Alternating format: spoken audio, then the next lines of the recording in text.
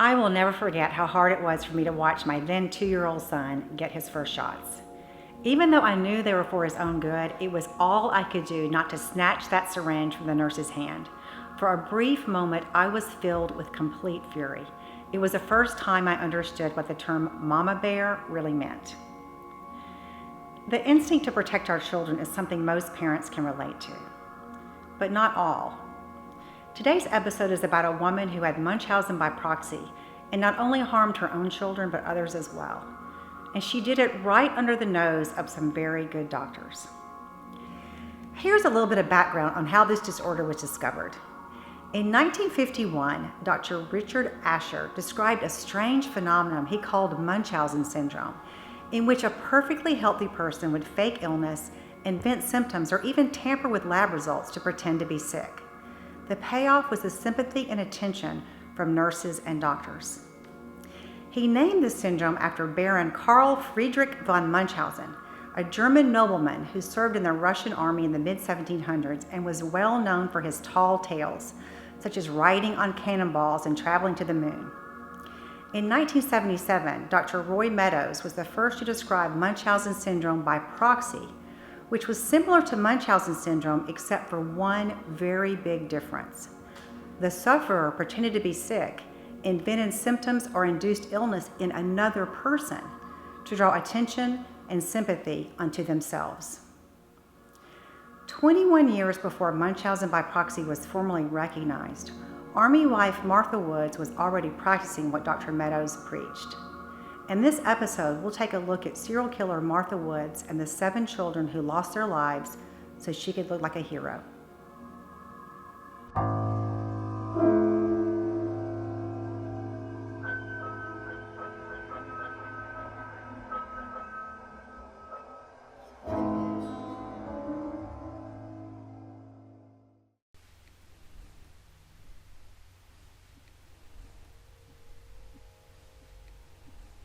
The life of a military spouse can be unpredictable when frequent moves with little notice become the norm.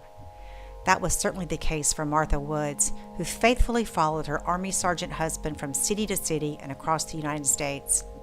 Finding a sense of stability might have been challenging with so much change, but one thing seemed to remain mysteriously constant for Martha through it all. Between 1946 and 1969, Martha had witnessed nearly 30 respiratory attacks by infants or children in her care. Some of these children had died. With a fatality record like that, Martha either had to be the most unlucky caretaker in the world, or something much worse. It always seemed to happen the same way. Martha would burst into the nearest hospital, panicked and desperate, clutching an unconscious child in her arms. In every instance, Martha had been alone with the child, and each time, Martha claimed the child suddenly stopped breathing. To the hospital staff, Martha seemed extremely concerned and highly distressed. Doctors, who were clueless as to what had caused the incidents, were usually able to revive and stabilize the child, who they would then send home with Martha. But Martha always came back, sometimes just hours later and with the same child, saying it had happened again. This is exactly what happened on August 4th, 1969, when Martha rushed into the house with a child struggling to breathe. This time it was her foster son, 7-month-old Paul David Woods. He was gasping for air and turning blue from a lack of oxygen. But fortunately, he responded well to mouth-to-mouth resuscitation. The doctor sent him home with Martha when he was stable, but she returned again that day, and then 3 more times in the following 2 weeks. Sadly, on August 20th, the day of his last emergency room visit, Paul went into a coma. He died on September 21st, just before turning 8 months old. Baby Paul was the 7th child who died in Martha's care over a 23-year period. The victims included 3 of her own children, a nephew, a niece, a neighbor's child, and of course, baby Paul. In 1969, the term sudden infant death syndrome, or SIDS, was a standard diagnosis for what happened when a baby under 2 had stopped breathing. As a result, the first 6 of Martha's murders were listed as natural, even though the symptoms were consistent with manual suffocation. Now many experts believe that the SIDS explanation has been overused by doctors, sometimes even creating a handy alibi for serial killers like Martha Woods. Martha's cross-country murder spree was able to go unnoticed for so long because she was constantly on the move, dutifully following her husband to each new Army base. It was also less common for doctors working in different locations back then to compare medical records, making it difficult to link her sequential crimes. Even so, had Martha stopped harming after baby Paul, she might have gotten away with her crimes. But perhaps, just like an addict craves a drug, Martha needed the attention and sympathy she received from playing the role of the concerned and loving caretaker. Just a month after baby Paul's tragic death, Martha was back at Johns Hopkins Hospital in Baltimore. This time, she brought her 2-year-old adopted daughter Judy into the ER, complaining that she was having trouble breathing. This time, though, a doctor noticed that something wasn't right. Why would 2 children who were not biologically related have the same unusual symptoms?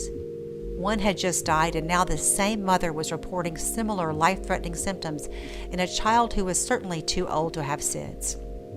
Although he was a young doctor, Dr. Douglas Care's suspicions led him to convince Martha into admitting Judy into the hospital. He wanted to make sure she was safe and also buy some time so he could review the medical and death records of the other child. As he investigated, Dr. Care discovered that all of the children in her care had been perfectly happy, but had deteriorated suddenly and inexplicably, and always when they were alone with Martha. Martha tried to deflect suspicion away from herself by making up stories about vengeful biological parents coming for the children she adopted. She complained of strange vehicles sneaking past her house at odd hours of the night. She told police that Judy's parents had come to her home and threatened to burn her house down. Martha went so far as to pour flammable liquid around a bedroom to prove to Army CID investigators that they had been there and were trying to kill her family. However, the agents found that Judy's parents lived out of state and had been nowhere near Baltimore. They suspected that Martha had staged the scene herself and dismissed her claims as a hoax. The walls were finally closing in on Martha Woods, and authorities were on to her. Altogether, police calculated that 9 children had suffered a total of 27 life-threatening respiratory attacks, with 7 resulting in death. They arrested Martha, and after putting her through an extensive psychological evaluation, found her competent to stand trial. Martha was finally forced to answer for her actions. In 1972, she was charged with the first-degree murder of baby Paul. Because the crime was committed at the Army base, the trial was held in federal court. The national media descended upon the Baltimore courtroom, bringing notoriety to the now infamous Mother from Hell. Experts on SIDS were brought in to testify on Martha's behalf in an attempt to portray her as a grieving mother. The defense argued that Martha was a victim herself, 2 times over, once a victim for losing her child and now victimized herself by the criminal justice system, accused of a crime she did not commit. The greatest obstacle facing the prosecution was convincing a jury that a mother could take the life of her own child. They thought that the only way they could show the jury who Martha Woods really was and convince them of what she did was to present evidence of the deadly pattern to Woods' history of harming children over and over. Their strategy of presenting pattern evidence was novel and unprecedented.